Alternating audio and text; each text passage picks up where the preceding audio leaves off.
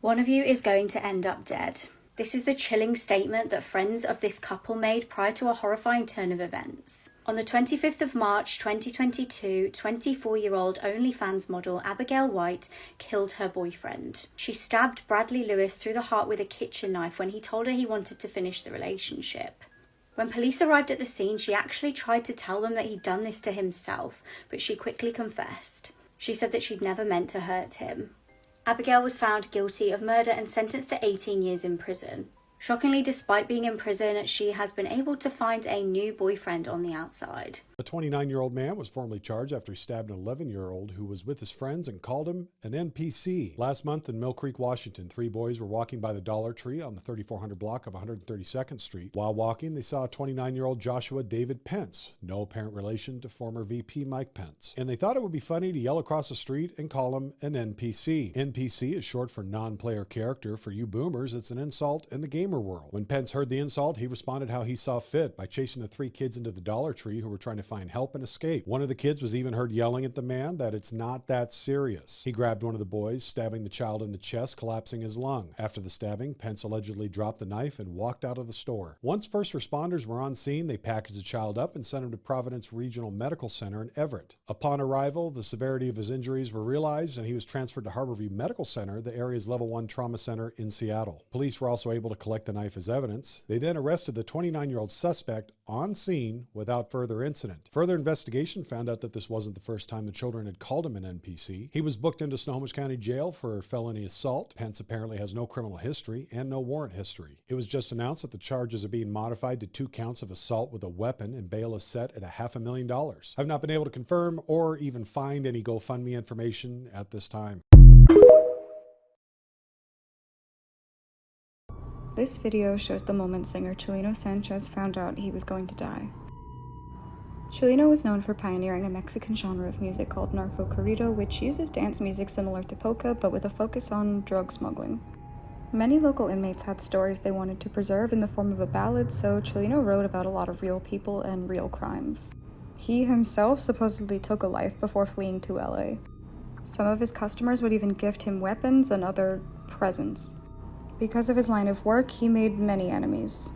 In January 1992, a man jumped on stage while he was performing and shot at him 4 times, though only 1 shot hit him and he survived. A few months later, things seemed to be turning around for him as he was invited to play a few shows in Culiacan. Some close to the singer warned him that this was a trap, but he went anyway, and on May 15th, he was performing at Salon Bougambilias when this video was recorded. Chileno was handed a note which supposedly was a death threat. He can be seen crumpling up the note and continuing to sing before the performance cuts off. After the performance, he and 2 of his brothers drove away from the venue before they were stopped by a group of armed men with state police IDs who claimed their commandant wanted to see him. Chileno got in one of their cars. The next morning, his deceased body was found blindfolded and with rope burns on the side of Highway 15. To this day, his attackers have not been identified. My name is Leonarda Cianciulli. I was known as the soap maker of Correggio. I was married off at a young age to a man I did not love, and I suffered several miscarriages before finally giving birth to my son, Giuseppe. I loved him more than anything in the world and was willing to do anything to protect him. When I heard about a fortune teller who could help me ensure my son's safety, I was eager to seek her out. The fortune teller told me that I needed to perform a sacrifice to protect my son. I was horrified at the thought of taking life, but I was also desperate. The first victim was Faustina Seti, a middle-aged spinster who had come to me for help finding a husband. I lured her into my house, drugged her with wine laced with morphine, and killed her with an axe. I cut her body into 9 pieces and boiled them in a cauldron with soda for 9 hours. The mixture was turned into soap, which I sold in the market. The second victim was Francesca Soavi. I killed her the same way as Faustina and turned her body into soap and tea cakes. The third victim was Virginia Cassiopo, a former seamstress who had come to me for help finding a husband. I killed her and turned her body into soap and tea cakes as well. My crimes were discovered when a neighbor reported the disappearance of one of the victims. When they searched my house, they found the cauldron with human remains, and I was arrested. Tell everybody, especially females, if you don't have to come out at night, don't come out at night. This is not the same world. This is not society that we had 10 years ago. You know, it's very dangerous. You have to watch out for what you're doing because we have some bad people in the world today. I always told Anaya her whole life, y'all, just don't ever go anywhere alone. Don't go anywhere, you know, by yourself, not even to get gas, not to do this, not to do that. And Anaya knew that. You know, sometimes you can't, there's evil out there. And I want y'all to know I love y'all, everybody here, and Anaya loves everybody here, and I do not want to see this happen. Anaya was only going to the store to buy a bag of potato chips, and if you know Anaya, you know how much she loved to eat. And that's all she was doing, and she ran into some evil. All right, girls' weekend. We're at Maggiano's. Delicious. If you haven't been, you need to go. This is the story of Anaya Blanchard, a 19-year-old who was well known for always putting others before herself, but she also had a tremendous fear of being kidnapped and harmed. Anaya disappeared on October 23, 2019, after dropping her brother off at Auburn University, where he attended college. She texted her roommate to let her know she was just minutes away from getting home. Friends and family would wait 2 excruciating days before Anaya's heavily damaged vehicle would be discovered 55 miles away, containing evidence suggesting that Anaya's worst nightmare had probably tragically come true. Anaya had been kidnapped. Anaya's abduction captivated the country, and it would be over a month before her friends and loved ones would learn the awful truth about what happened to her. Welcome to Viral Crimes. Subscribe and hit the bell icon for more stories. This story takes us to Auburn, Alabama. Anaya was born on June 22, 2000. Anaya was raised in the nearby Alabama city of Homewood.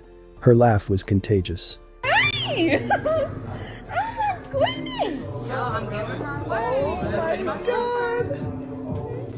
Her energy was unstoppable.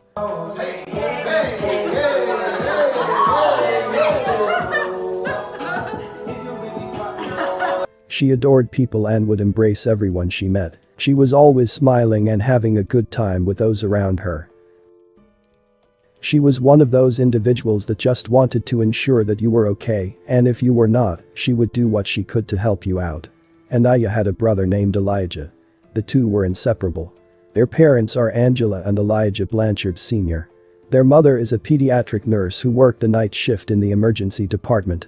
Their father is a local businessman and pastor. Anaya's parents divorced in 2004, but he remained a close figure in her life. Elijah's mother, Angela, soon began dating Walt Harris, an Ultimate Fighting Championship fighter. He came into Anaya's life when she was 3 years old. Walt, her stepfather, said that she was his biggest supporter and that she always gave him motivation to continue fighting and encouraged him to do better. Anaya and her older brother Elijah were just 17 months apart and were always together. Anaya even decided to attend college close to where her brother was. In 2017, her brother Elijah enrolled at Auburn University. A year later, Anaya started attending the neighboring Southern Union State Community College, where she studied early childhood education. She was planning on transferring to Auburn University with her brother. She even moved into an apartment that was only about 10 minutes from where her brother lived. The two would talk every morning. October 23, 2019, would be the start of a series of events that would change Anaya and her family's lives forever.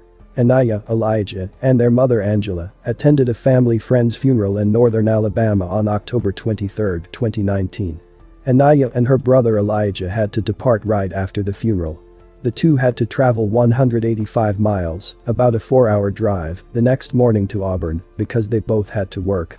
They hugged and kissed their mother goodbye and got on the road, but Anaya and Elijah wanted to see their stepfather before they headed off to school. He was not at the service, but instead at home preparing for his next UFC match. They visited with their stepdad briefly, gave him a long hug, then got back on the road to Auburn, which was still 2 hours away. They successfully completed the journey and arrived home in Auburn at around 11 p.m.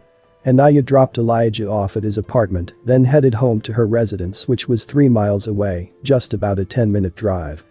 At 11:09, Anaya's roommate Sarah texted her, "Are you close to being home?" She immediately texted back, "Yeah." Anaya would always inform her roommate of her whereabouts and her expected return time. They both had iPhones and would always share their location with one another. Sarah claims that this is the result of a deep-rooted fear that Anaya had. Anaya has always shared with her roommate that being abducted or murdered is her greatest fear. Ever since they first met, this was always Anaya's fear. According to Sarah, Anaya would inspect each area of the apartment as soon as she entered, and would tell her over and over that she had nightmares about it happening to her. Anaya was never truly known to travel alone at night, yet that evening, she was by herself driving at night for just 3 more miles to get home, after dropping off her brother. Yet Anaya still hadn't arrived home after over 30 minutes. Her roommate texted her, "Did you go out without me?" Anaya replied, "I'm smoking a blunt lol." This was confusing to the roommate because she never heard Anaya use the word blunt before. She then asked Anaya who she was smoking with. She replied, "Eric." She asked her who that was, and Anaya replied, "I just met him." She asked her where and she didn't get a response. At 11:43 p.m. Sarah hadn't received any further responses from Anaya. Sarah checked Anaya's location, and she looked to be visiting a neighboring student apartment that has a heavy student presence. Sarah assumed Anaya was out with friends, and she went to bed. The next morning, Sarah wanted to know more about Eric, the mysterious guy Anaya had met the previous evening. She entered Anaya's bedroom right away and discovered that Anaya never returned home. Sarah quickly checked her phone to see if she could track Anaya's location, but there was nothing. Anaya's phone was no longer on. Sarah then called the lady that Anaya babysat for, and she said that Anaya never showed up, so Sarah then got inside her car and drove around searching for Anaya's vehicle. She contacted her brother to inform him that Anaya didn't return home last night. At this point, Anaya had simply vanished, and nobody had heard from her, not her brother, employer, or roommate. Her brother knew that Anaya would not just disappear, so he contacted their parents immediately.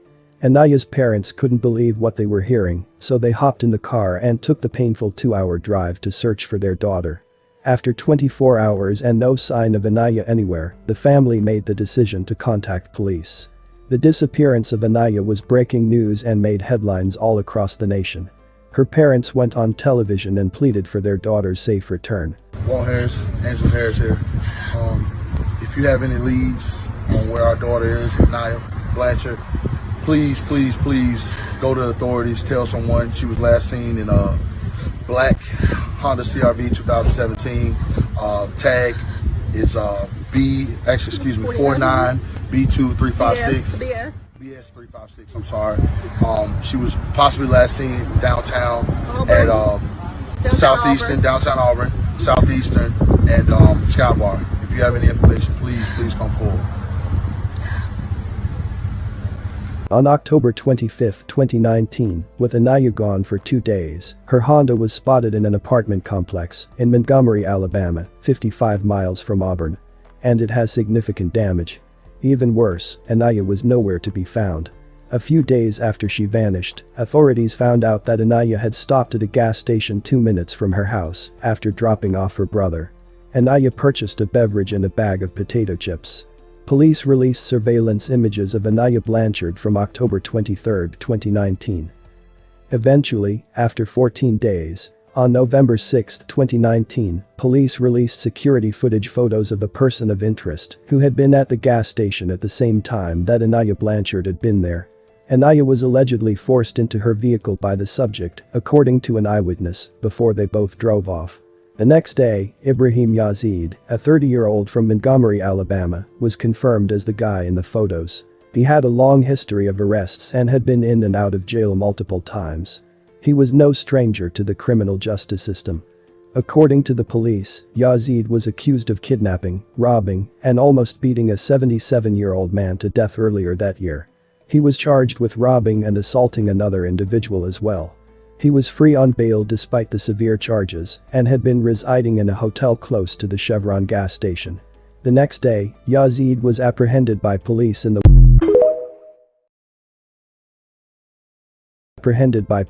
woods 145 miles away in another state. We have breaking news to tell you about at this hour. The suspect in connection with the disappearance of Homewood native Anaya Blanchard is behind bars this morning. Just hours ago, authorities arrested 30-year-old Ibrahim Yazid in Escambia County, Florida. CBS 42's Hillary Simon has been following the breaking details all morning. She joins us now live in studio with the latest. Hillary.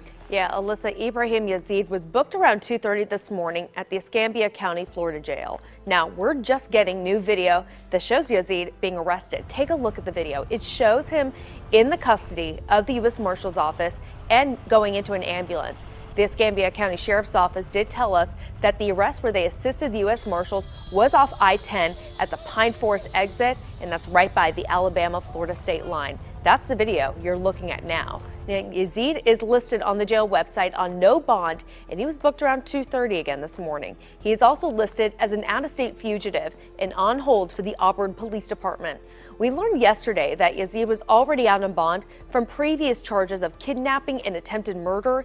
He has a long history with law enforcement and has been charged before, but according to court documents, never indicted by a grand jury. Now, it's been more than 2 weeks since 19-year-old Anaya Blanchard went missing. The college student and Homewood native was last seen at a convenience store in Auburn on October 23rd. Police also released pictures of Yazid that showed him at the same store that Anaya was last seen, all around the same time. And there has been a $105,000 reward for information on Anaya's case. 1 month after Anaya went missing, authorities identified a second man that may have been involved with Anaya's disappearance. She was last seen October 23rd in Auburn, 19-year-old Anaya Blanchard. Early this morning, this suspect, Antoine Fisher, known as Squirmy, was brought to the Lee County Detention Center by Auburn police. He's charged with kidnapping. Earlier this week, another suspect was in court. Ibrahim Yazid is also charged with kidnapping in connection to Blanchard's case. Investigators with the Auburn Police Department say Yazid saw Blanchard at a gas station last month. The Homewood teen hasn't been seen since. A judge ordered Yazid submit a DNA sample after prosecutors presented evidence of a man being inside Blanchard's car. The judge also denied him bond. Investigators say a witness inside the store saw Yazid force Blanchard into her car. During that court hearing, authorities testified a witness says he didn't come forward sooner because his wife told him to stay out of it. He started breaking down and crying. I think he was remorseful that he hadn't come forward sooner. The judge sent that case to a grand jury.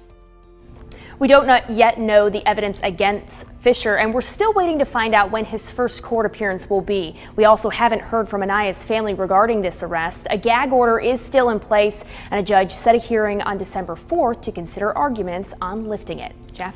They believed that Antoine Fisher, a man who once served time for murder, helped Yazid dispose of evidence. He was charged with kidnapping. He soon cooperated, providing a roadmap to Anaya's remains. Anaya's remains were located in Macon County, Alabama, which is between Auburn and Montgomery. We begin tonight with a tragic end to the search for 19-year-old Anaya Blanchard of Homewood. Tonight, police confirming that the remains found in Macon County, Alabama earlier this week have been positively identified as Blanchard's. Good evening, and thank you for joining us this Thanksgiving Eve. I'm Jack Royer. We begin tonight live with CBS 42's Rashad Hudson in Macon County, Alabama tonight with reaction from Auburn's police chief to this tragic news today. Rashad, good evening.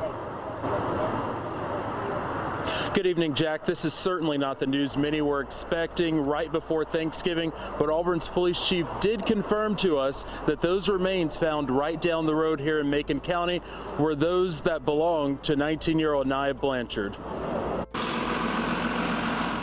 Since Monday, dozens of law enforcement officers have been on the ground in Macon County off of County Road 2, trying to positively identify remains found. It is with heavy heart that we so confirm today that the remains are in fact of Anaya Blanchard. Blanchard was reported missing on October 24th and was last seen at a gas station in Auburn. During that time, police made 3 arrests in connection to Blanchard's disappearance. At this point, the case obviously will move forward as a homicide investigation at this point. Auburn's Police Chief Paul Register says, hopefully now this will give the family some answers. Well, that would have been the worst scenario, is that we would not be able to find and give the answers to this family. The evidence in Anaya's car told a tragic story of what happened to Anaya. However, the outside damage indicates that there may have been a struggle while the car was in motion. Anaya was allegedly shot by Yazid as she tried to get away. Yazid was charged with Anaya's kidnapping and murder. Antwon Fisher's cooperation with the prosecution led them to drop all charges against him. Aniah's mother, Angela Harris, advocated for Aniah's law after the death of her daughter. Aniah's law would help keep violent crime offenders off the streets by allowing judges more discretion to deny their bond. The law came about late 2019, shortly after the family found out that the man charged in Aniah's kidnapping and murder was out on bond for previous violent crimes. Aniah's mother, Angela Harris, says she received a call from State Representative Chip Brown in which he informed her that he wanted to propose this law and requested that it be named in honor of Aniah. Aniah's law was unanimously approved by the House and signed by Governor Kay Ivey on June 25, 2021. Alabama voters will have to pass the constitutional amendment on November 8th for it to become a law. I heard her say to me, "Mom, please don't let this happen to anybody else." And I just said back to her, I said it out loud, I said, "I won't, baby." And so I knew from then on that I was going to fight, and it was going to be for the rest of my life. Harris believes that if a similar law had been in place prior to Aniah's death, she would still be here. However, she is optimistic that Aniah's law will help prevent others from losing a loved one as a result of violent crime offenders. We needed this change. I did not want my daughter to have to give her life for it, but I know if Aniah had a choice, that she would give her life for other people. Advocating for Aniah's law is only one part of the family's fight. Harris also founded a nonprofit called Aniah's Heart that aims to teach people about safety education and provides them with self-defense classes. In 2021, the bill passed in both the House and the Senate. What happened to Aniah was beyond tragic. She should have been allowed to go to the store without her life being taken from her. She should have been safe. She had so many people who loved and cared for her, and a dangerous criminal took her away from them. My condolences to her friends and family. I'm sorry you had to experience such unimaginable pain. May you continue to heal and someday find peace. Girls, even boys, listen. You have got to pay attention. Do not be lax when you're getting out of your car and you're going in anywhere. When you're in your car, you pay attention to your surroundings, because that is what it's going to take right now in this day that we're living in. You're going to have to do it. And this is coming from Aniah, okay? I have to say.